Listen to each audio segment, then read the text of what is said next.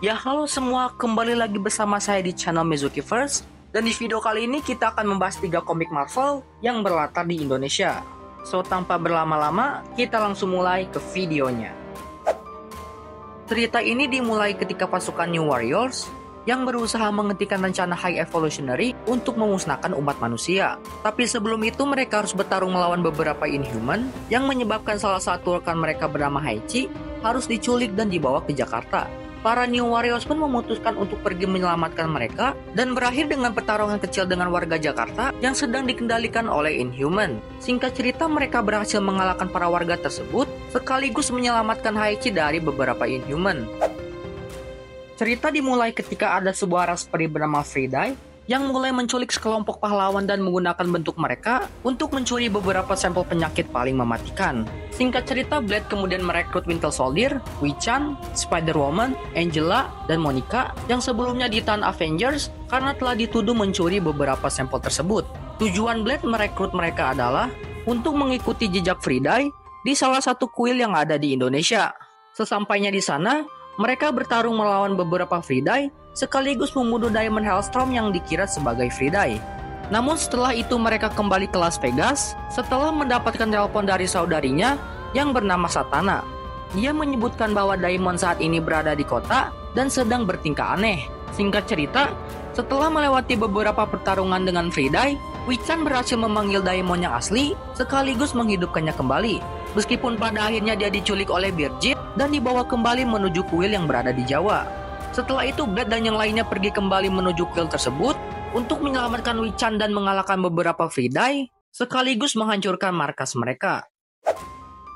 Cerita dimulai ketika Velwood dan Carnage sedang membahas sebuah ramalan di toko antik. Ramalan tersebut menyebutkan sebuah ritual untuk membangkitkan dewa kuno yang bernama Chiton. Namun Carnage mengatakan bahwa ritual tersebut tidak berfungsi seperti saat dirinya berada di kuil Chitonic. Setelah itu dia mengancam Velwood Junior untuk memberitahu apa yang salah dengan ritualnya tersebut. Dia pun kemudian memberitahu seorang pria Jakarta yang dapat membantu Carnage untuk menemukan jawabannya.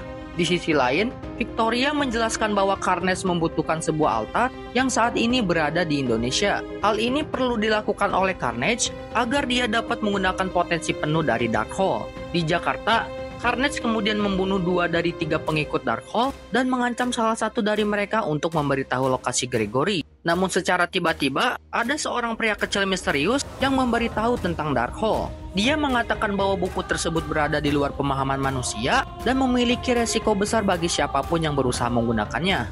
Singkat cerita, Gregory ingin menyewa sebuah kapal untuk pergi ke sebuah lokasi tak bertanda di Laut Timor.